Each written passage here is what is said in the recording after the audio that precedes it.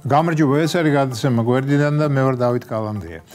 ჩემი მოგრძალებული აზრი და ჩემივე მოგრძალებული ლოგიკიდან გამომდინარე შეუძლებელია რომ საღი აზროვნების ადამიანებს, იმ ადამიანებს, ვისაც ახსოვს სოციოპატი, სადისტი, სააკაშვილის სოციოპატიურ სადისტური მმართველობა და იმ მმართველობის ერთ-ერთი სახე ნიკა გვარამია ხმას აძლევდეს ან ნაცებს და ან გვარამიას. ჩვენს ქვეყანასა და მის მაცხოვრებლებზე კარგი შეხედულების ვიყავი და ამიტომაც ვერ დავიჯერებ რომ 230,000 ადამიანმა მისცა ხმა გვარამიას ნეონაცურ პარტიას და 220,000-მა კი ნატურალურ ნაცებს, მიშას ნაცებს, სერიულ ნაცებს. ანუ თუ კი ქვეყანაში 400,000-მდე ადამიანი მისტირის ნაცებს და მათი სისხლიანი რეჟიმის დაბრუნება სურთ, მაშინ რაღაც ვერაა საქმე კარგად. მეგობრებო, გესმით თქვენ რა უბედურება ხდება ჩვენს თავს? 400,000-მა ადამიანმა ხმა მისცა სიკვდილსა და ბოროტებას. არაერთხელ მithქვამს და გავიმეორებ, რომ ნაცებს ხმას აძლევენ ან მიამიტი ბრიყვები, ვისაც სერიულ ნაცებს ვეძახი და რომლებსაც არაფერი სარგებელი ქონდა ნაცებისგან გარდა მიშასადმი ფსიქოპატიური სიყვარულისა, ან გაიძვერები, ვინც იმ დროს ნაცური ბეღლიდან ხრავდა საკვებს და კარგად იყო.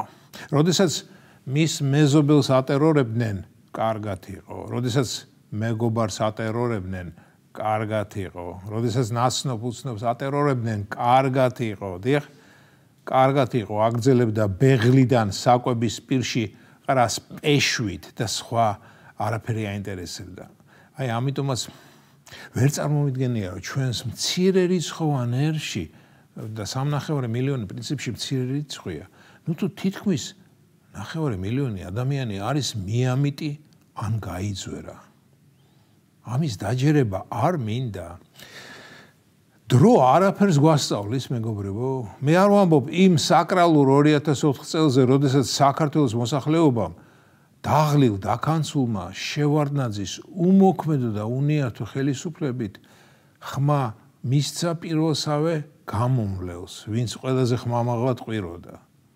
დიახ, მაშინ ჩვენ ყველანი პოლიტიკურად მიამიტები ვიყავით და ვერ წარმოვიდგენდით, რომ აი ეს გრძელი ახალგაზრდა კაცი, რომელიც ინგლისურად კარგად ლაპარაკობდა, რომელმაც კომუნისტების დროს კიევში მგიმოს ფილიალი, საერთაშორისო ურთიერთობის ინსტიტუტი დაამთავრა, ინსტიტუტი, სადაც ყველა ნასეთკა და ჩეკისტი გამოდიოდა, რომელიც გავლით კოლუმბიის უნივერსიტეტშიც იყო და ეჭვმაქ რომ დიპლომი არც აუღია, ვერც აუღია. აი იმ გრძელ ახალგაზრდა კაცს დაღლილ დაქანცულმა საზოგადოებამ მისცა ხმა. მისცა იმის იმედით, რომ ის გაგვიყვანდა სამშვიდობოზე. ოხ, რა მიამიტები ვიყავით. გავიდა ცოტა დრო და დავინახეთ, რომ სამშვიდობოზე კი არა, 37 წლისკენ. დიდი ტერორის ხანისკენ მივყავართ იმ გრძელ ახალგაზრდა კაცს. მივყავდით სულ სირბილით. ხო და ახლა ასე მეგონა რომ მოსახლეობამ ჭკუა ისწავლა და როდესაც ამის რეალური შანსი მიეცა, ერთხელ და სამუდამოდ უთხრა უარი იმ გრძელ ახალგაზრდა კაცს, რომელიც დღეს უკვე აღარა ახალგაზრდა, თუმცა სიგრძე კი შერჩა. სამწუხაროდ ნებისმიერ ტერორის ყავს გულშემატკივარი. ეს ფენომენი ჩემთვის ამოუხსნელია, მაგრამ ვიღაცამ თქვა, რომ ადამიანების გარკვეული რაოდენობა იღებს სიამოვნებას ბოროტებისგან. დიახ, ხომ არსებობენ სატანის მიმდევრები მაგალითისთვის, მაგრამ მათი რაოდენობა კიდევ კარგი საკმაოდ მცირეა, მე ასე მგონია. მცირე რომ არ ყოფილიყო, ალბათ ეს ჩვენი ლამაზი და მშვენიერი სამყარო დიდი ხანია ჩაბარდებოდა პატრონს. ამიტომაც ასე მგონია, რომ სააკაშვილის მიმდევრებიც არ შეიძლებოდა ბევრი ყოფილიყო. ვცდებოდი 400,000 ადამიანი თურმე ბოროტებას ეთაყვანება.